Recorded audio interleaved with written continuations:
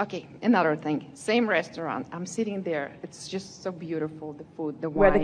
the cat's the home. breeze, Yes, we've got it. Before the cat. And I feel this, okay, I have the whole week in front of me. It's just so wonderful and relaxed. But my brain says it's okay to relax. But my body, I can feel it. It was like, it's still stiff and I cannot tell it. Just relax, it's going to be okay. That's why the cat came to you.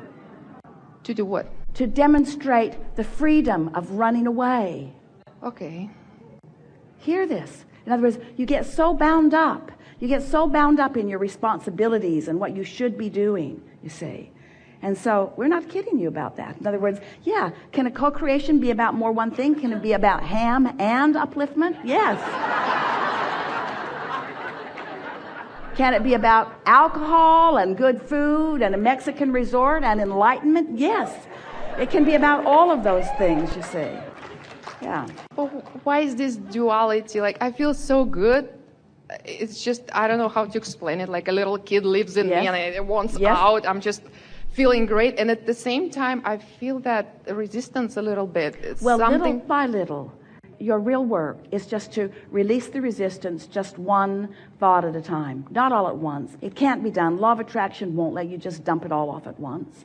You have habits of thought, but recognizing it. This is the most important thing that we may converse about in the entire week. I can feel when I'm in alignment and I can feel when I'm not.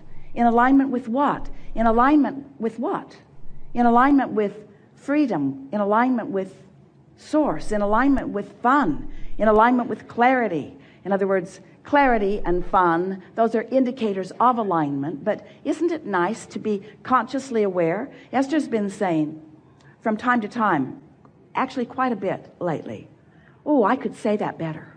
I could say that better, because once you begin consistently feeling good, then when you find an old thought, maybe it hasn't come up for a while, maybe something triggered it and you haven't been thinking about it for a while, so it vibrationally enters your experience, and so you react to it and you say something out of habit.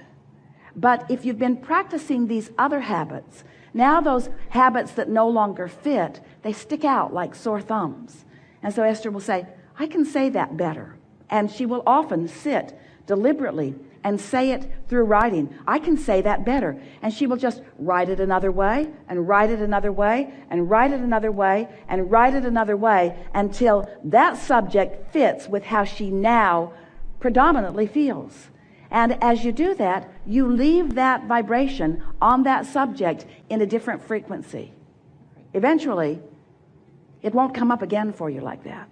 And the subjects that you ponder, and it feels to you like there are a lot of them, because there are a lot of details, there are a lot of specifics out there on the leading edge of what you're creating.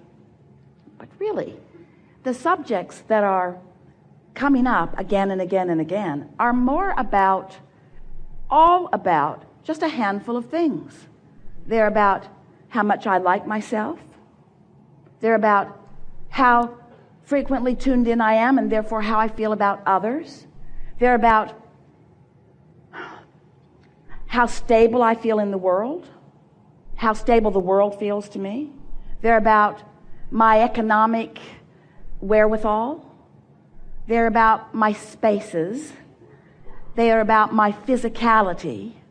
But almost everything that you are thinking about fits into the category of relationships or body or finances or work.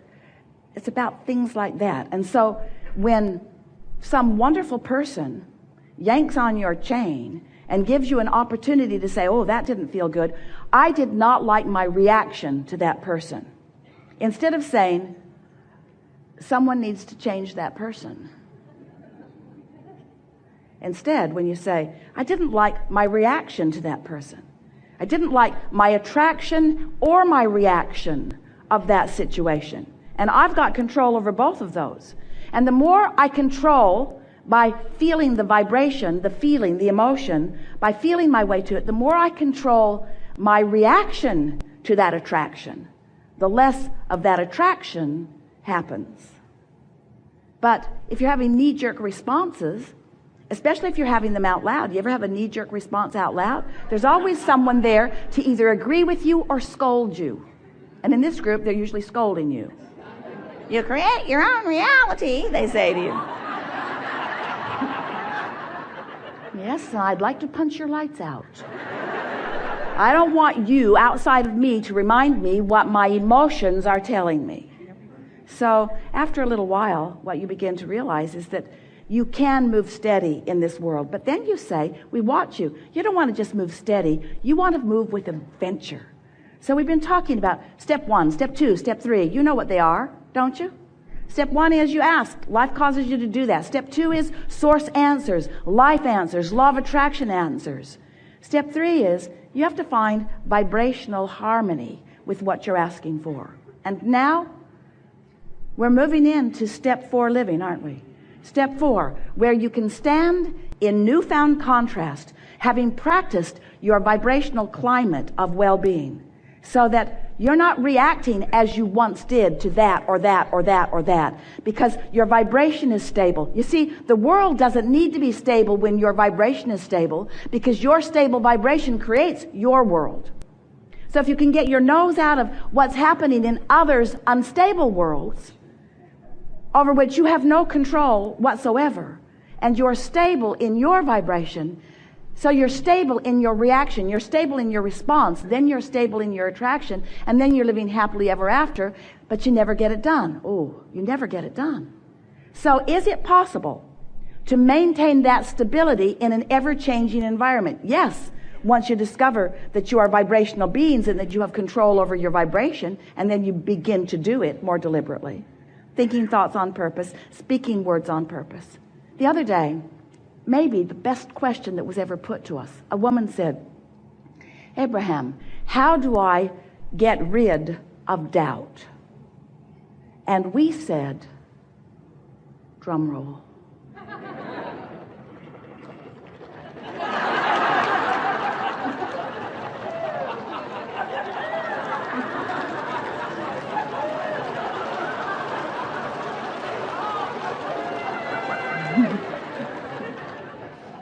You get rid of it before it gets there. Was it worth the drum roll? It was to us. It was to us. Because if you wait until you're already moving with momentum toward the unwanted, you can't pull it back. The best you're going to do is hold back your reaction. And that's hard on you. It's better to hold it back than to let it go, because that involves the others.